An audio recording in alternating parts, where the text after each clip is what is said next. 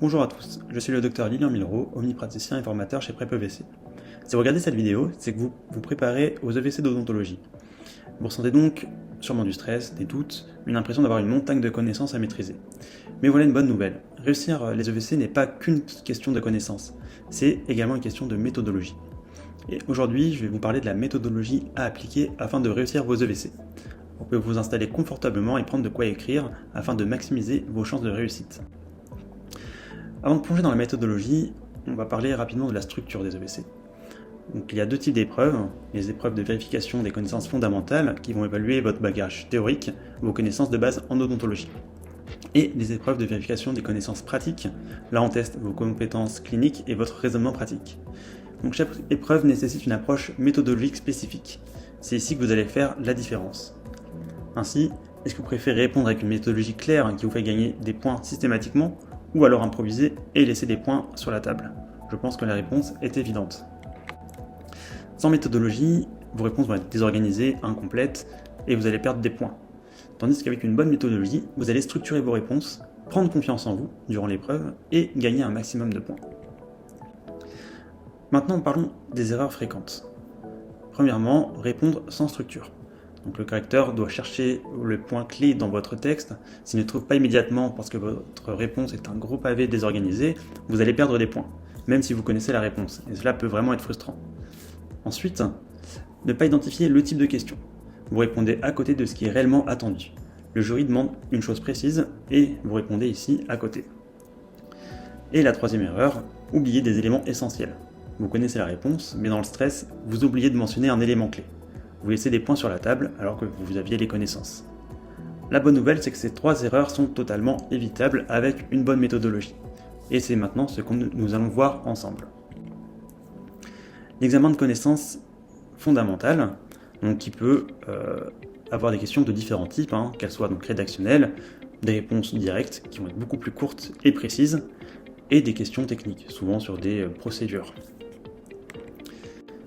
Alors, comment est-ce qu'on fait concrètement? Pour les questions rédactionnelles, c'est simple, vous devez toujours utiliser la structure en trois parties. Tout d'abord, vous faites une introduction.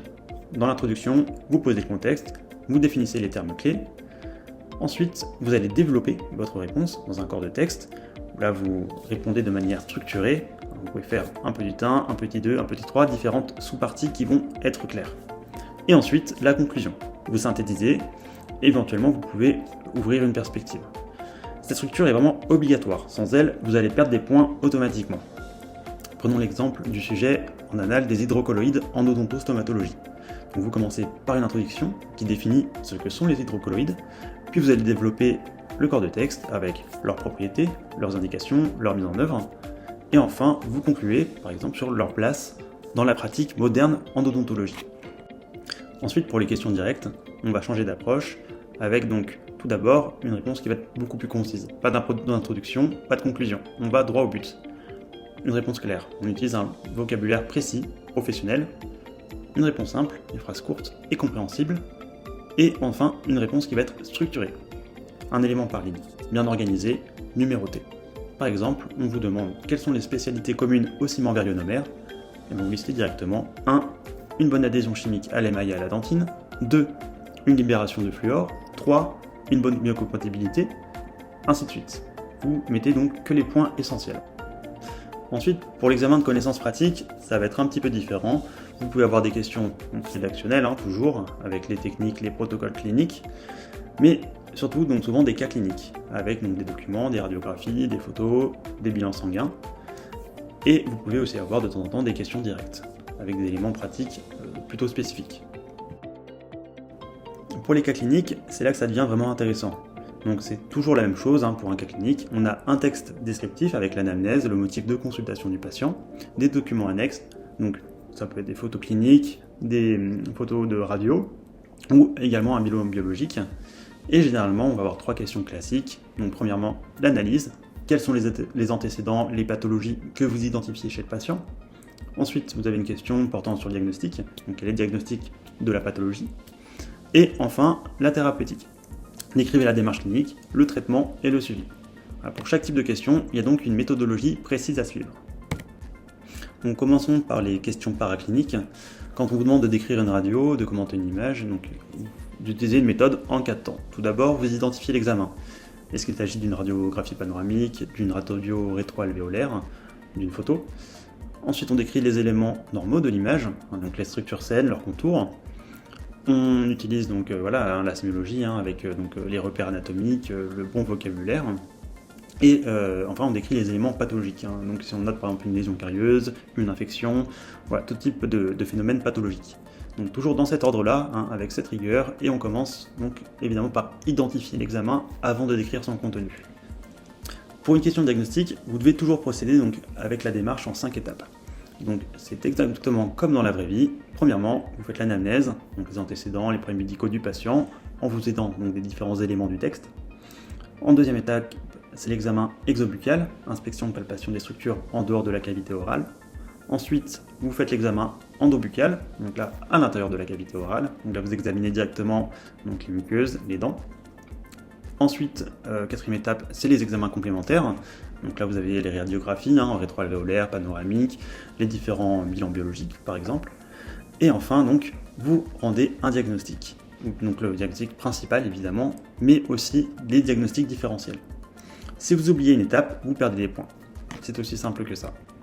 Pour une question thérapeutique, c'est encore plus structuré. Donc là, toujours, on retrouve l'anamnèse, les informations du patient, les antécédents médicaux, problèmes médicaux en cours, est-ce qu'il prend des médicaments.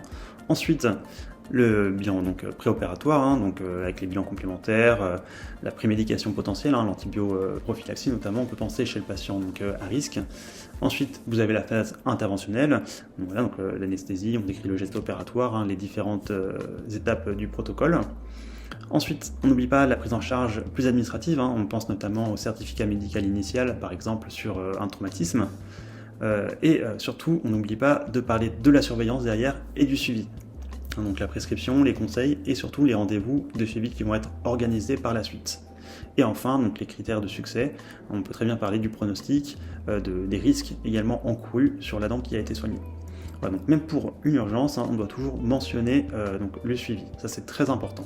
C'est un piège classique dans lequel beaucoup de candidats tombent. J'en profite également pour faire une parenthèse sur un cas particulier qui est les biomatériaux. Dans les EVC d'odontologie, c'est quelque chose qui revient fréquemment dans les différentes annales. Donc, il s'agit de cours qui vont être longs, la mémorisation est assez difficile, mais malheureusement les questions sont fréquentes.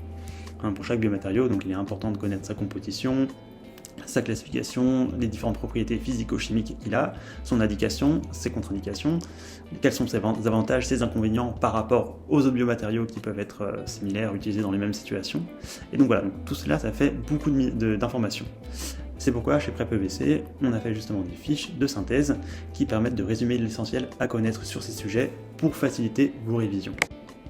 Vous pouvez donc trouver ici un tableau récapitulatif des différents types de questions que l'on peut retrouver dans les annales, que ce soit donc des questions rédactionnelles, d'analyse, de diagnostic.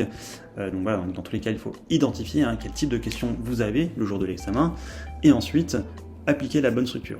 Donc question rédactionnelle, introduction, développement, conclusion, une question directe, donc là vous allez faire une liste de réponses, ou alors si vous tombez sur un cas clinique avec par exemple un diagnostic à poser, une thérapeutique à conduire, donc là pareil, une anamnèse, examen du patient, le diagnostic que vous posez, et ensuite la thérapeutique que vous allez adopter, et surtout quel suivi vous allez mettre en place. Maintenant je vais vous donner 7 règles d'or à appliquer face à une question. Donc, tout d'abord, la première règle, c'est de lire la totalité de la question avant de répondre. Ça paraît évident, mais dans le stress, on peut oublier, bloquer sur des mots-clés et commencer à répondre. Donc on lit bien la totalité de la question afin de savoir où est-ce qu'on veut nous emmener. Deuxième règle, structurer la réponse. Voilà, donc titre, sous-titre, numérotation. Le correcteur doit, en ouvrant la copie, directement voir votre plan en un seul coup d'œil. Ensuite, troisième règle, donc répondez exactement à ce qui est demandé. Ne partez pas dans des explications, dans un autre sujet, en réalisant du hors-sujet qui vous fera juste perdre du temps mais qui ne sera pas pris en compte. Quatrième règle, utilisez un vocabulaire médical précis. N'oubliez pas que vous êtes des praticiens, et ici on attend d'utiliser des termes justes, pas de langage familier. Cinquième règle, on soigne la présentation, une écriture lisible, une organisation visuelle qui va être claire, et ce qui va donner tout de suite une bonne lisibilité de votre copie, et donc forcément des points qui seront plus faciles à aller chercher pour le correcteur. Ensuite, sixième règle, gérez votre temps. Ça ne sert à rien de bloquer sur une question. S'il y a un trou de mémoire, on passe à la question suivante et on reviendra plus tard sur la question. 7e règle, se relire. C'est capital, on se garde 10-15 minutes à la fin de l'examen afin de relire la copie et de vérifier que rien n'a été oublié. Donc cette règle d'or sont vraiment un filet de sécurité qu'il faut appliquer systématiquement face à une copie. Parlons maintenant d'un élément crucial, c'est la gestion de votre temps le jour de l'examen, car vous avez un temps limité. Voici la stratégie pour optimiser votre temps. Donc, premièrement, prendre 5 à 10 minutes pour lire la totalité du sujet. Si vous pouvez repérer les différentes questions, évaluer votre charge de travail, et cela vous permettra donc de répartir le temps en fonction de chaque question. Une question qui vaut 10 points mérite évidemment plus de temps qu'une question qui vaut 2 points. Ensuite, vous commencez la rédaction, commencez par vos points forts. Vous attaquez parce que vous maîtrisez le plus. Ça permet de vous mettre en confiance, mais également de sécuriser les points. Également, quand vous arrivez sur une question compliquée, vous ne bloquez pas. Si jamais c'est compliqué, vous avez un trou de mémoire, vous passez à la question suivante et vous reviendrez plus tard sur cette question. Enfin, pas oublier, ce qu'on disait sur la slide précédente, de garder 10 à 15 minutes afin de se relire, de vérifier qu'aucune question n'a été oubliée. Donc la gestion rigoureuse du temps, c'est aussi important que vos connaissances le jour de l'examen. Il faut faire également attention aux pièges classiques le jour de l'examen. Donc premier piège, répondre hors sujet. C'est pour ça qu'il faut lire la question en entier, la relire si besoin, afin de répondre précisément à ce qui est demandé. Le piège également de faire des pavés de texte, une réponse condensée, c'est pour ça qu'il faut aérer son texte, sa réponse, la structurer. L'utilisation d'un langage familier est également à proscrire. On demande un vocabulaire médical professionnel qui vont permettre de ressortir des mots-clés sur lesquels vous allez être noté. Également, autre piège, c'est l'oubli des étapes. Il faut suivre la méthodologie systématiquement, même si on est pressé. C'est ce qui permettra de gagner des points. Et enfin, également la panique face à l'inconnu. Il faut mobiliser vos connaissances, raisonner logiquement. Votre raisonnement clinique peut réellement vous sauver. Le jour d'examen, il est important d'appliquer des conseils pratiques. Tout d'abord, avant l'examen, faire une bonne nuit de sommeil, bien préparer ses affaires la veille, stylo, montre, et arriver en avance afin d'être serein. Pendant l'examen, donc bien lire toutes les consignes. On lit toutes les questions, comme ce qu'on a vu précédemment. Et surtout, utiliser un brouillon qui permettra de structurer les réponses. N'hésitez pas également à numéroter vos pages et vos réponses. Ensuite, il faut avoir un bon état d'esprit. Restez calme et confiant. Faites confiance à votre préparation. Vous avez les connaissances. Il ne vous reste plus qu'à utiliser la méthodologie. Rappelez-vous également que chaque point va compter. Voilà, vous avez maintenant les clés méthodologiques pour réussir vos EVC. Mais soyons honnêtes, regardez cette vidéo, c'est un excellent premier pas, mais ce n'est que le début. La réussite aux EVC ne se fait pas avec de la chance, elle se construit avec une méthodologie, celle que je viens de vous partager, mais aussi des connaissances qui vont être structurées et mises à jour, et de l'entraînement sur des cas concrets. Et c'est exactement ça que nous avons à vous proposer chez PrepEVC. Donc nous proposons une préparation complète avec des supports adaptés, des questions type EVC pour un entraînement ciblé, la méthodologie attendue pour l'examen et des révisions qui vont être structurées. Sur la plateforme, vous pourrez retrouver des centaines de QCM d'entraînement, différents dossiers type concours, les corrections des annales, des fiches synthétiques, ainsi qu'un accompagnement personnalisé. Vous n'êtes pas seul dans cette préparation. Je vous remercie d'avoir suivi cette vidéo jusqu'à la fin. Si vous voulez mettre toutes les chances de votre côté, je vous invite à découvrir notre préparation, le lien est dans la description de la vidéo. Vous avez le potentiel pour réussir les connaissances, il vous faut maintenant la bonne méthode et le bon entraînement. Si cette vidéo vous a été utile, n'oubliez pas de liker, de vous abonner à la chaîne et d'activer la cloche pour ne manquer aucun de nos conseils. Rappelez-vous, la réussite aux EVC n'est pas qu'une question de chance, mais également de méthode et de préparation. Si vous êtes prêt à réussir vos EVC, je vous dis à très bientôt et d'ici là, bon courage dans vos révisions.